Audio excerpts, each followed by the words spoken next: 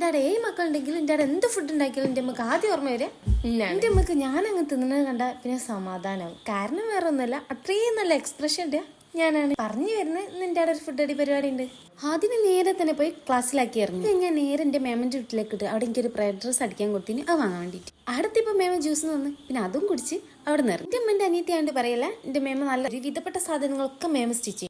നമ്മളിപ്പോൾ വന്നിട്ടുള്ളത് ഇതിലൊന്നല്ല, ഫുഡ് അടിക്കാനല്ലേ. ഇനി നേരെ വീട്ടിലേക്ക്. അവിടെ എത്തിയപ്പോൾ അനിയത്തി നല്ല ഫുഡ് സെറ്റ് ചെയ്ത് വെച്ചാണ്. ഇതൊക്കെ കഴിഞ്ഞതല്ലേ, ഇനി ബീഫിന്റെ ഒരു കളി തന്നെ ആയിരിക്കും വീട്ടിൽ. ബീഫ് മദ്ഹൂത്ത്, ബീഫ് സൂപ്പ്, അങ്ങനെ പറഞ്ഞിട്ട് ഇനിയിപ്പോൾ ഒരു വിധപ്പെട്ട സാധനങ്ങളൊക്കെ അവിടെ ഉണ്ടാവും. എൻ്റെ അമ്മ രാവിലെ തന്നെ എന്നെ വിളിക്കണ്ടായിരുന്നു. എൻ്റെ ഉമ്മയും അനിയത്തിയുടെ ഇതൊക്കെ ഉണ്ടാക്കി എല്ലാ കാര്യം പുരലത്തെ ക്ലീനിങ്ങിന്റെ കാര്യം പറഞ്ഞിട്ട് എങ്ങനെക്കോ വൈകുന്നേരം വരെ ഞാൻ പിടിച്ചെന്ന്. അല്ലേ ഞാൻ പോയാൽ ഞാനും കൂടി കൊടുക്കണമല്ലോ. എന്നിട്ട് വലിയ പണികളൊക്കെ എടുക്കണോ. അവിടെ എത്തിയപ്പോൾ നല്ലൊരു സൂപ്പ് അങ്ങ് കുടിച്ച്. അന്നപ്പോൾ ആദ്യന്റെ കുൻഫു ക്ലാസ് കഴിഞ്ഞ് കാകോനെയും കൂട്ടി വന്ന്. ഇനി നമുക്ക് ഒന്നുകൂടെ സൂപ്പ് പിടിക്കാം. പോലി അടുത്ത ഇനി ചിക്കൻ അല്ല ബീഫ് മദ്ഹൂത്ത്. പിന്നെ ബാക്കിയുള്ള അളിമാരൊക്കെ വന്നിട്ടുണ്ടായിരുന്നു. അന്ന് കുറച്ചു നേരം അങ്ങോട്ടും ഇങ്ങോട്ടൊക്കെ സംസാരിച്ചൊക്കെ തിന്ന് അങ്ങനെ സമയം അങ്ങനെ പോയി.